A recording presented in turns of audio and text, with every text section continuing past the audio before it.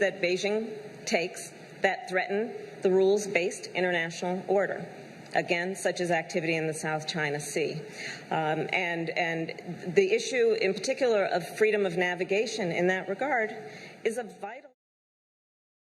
Robert Kelly joins us from South Korea. He's an associate professor of international relations at the Pusan National University. Professor, welcome to the program. Is there truly a collective willingness, do you think, in the region to be part of an anti-China coalition? Not yet.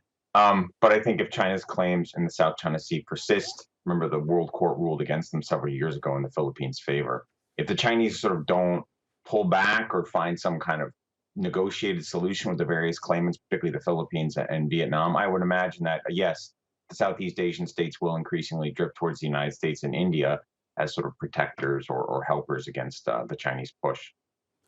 Well, if we were to take Beijing at its word, I suppose we could say we should be surprised that Beijing hasn't made those reconciliatory gestures that those other countries might want. Because Beijing has been saying for years, look, we don't want to be a global superpower. I mean, do you believe that there's evidence to suggest that actually China doesn't have those same ambitions, those imperialist ambitions that the British Empire, until not so long ago, had, that the American empire still has? So that's sort of a big discussion right now in Washington, right? I mean, the United States used to actually sort of have this kind of like sort of fair weather attitude towards China. But I think where there's really been a change, at least in Western attitudes, has been since the rise of Xi Jinping and his consolidation of the presidency into something like an autocracy. I mean, China really has sort of changed substantially under his leadership, and that's sent a lot of sort of signals to the West that Xi is really here to stay, and he's expressed that through a lot of nationalism along the perimeter, just the maritime perimeter.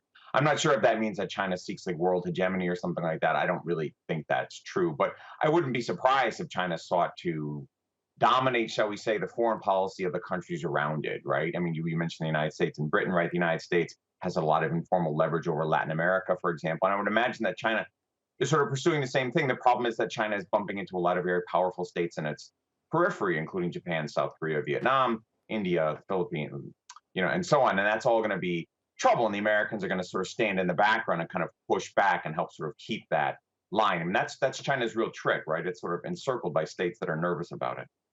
But surely China, as is this way, will say, look, given time, our rise is inevitable. The biggest army in the world, the biggest navy in the world, the second biggest economy in the world. I mean, how can any regional countries, even with the help of the United States, stop that rise? Yeah, and I think that's ultimately the Chinese play here, right? Which is that at some point, look, the Americans are 10,000 miles away or whatever, right? They're in decline, they're sort of polarized and fighting each other, and they tried to overthrow the government under Donald Trump or whatever. And here we are, we're local, we're wealthy, we're willing to trade with you. We know you, we're your friends. We've been in this region for, since forever. And I think that's ultimately going to be the Chinese play. I think the Chinese could probably get away with that if they would temper their behavior a little bit. Like I said, I mean, ultimately, I think if the Chinese want to get along with Southeast Asia, they're going to have to come to some kind of terms on the South China Sea issue, right? I mean, if this is going to be sort of our way or the highway, you're going to push these countries into a corner. A lot of them don't actually want confrontation with China, right? If you look at the Philippines, for example, the Philippines have tried really, really hard to actually manage the Chinese on the maritime question.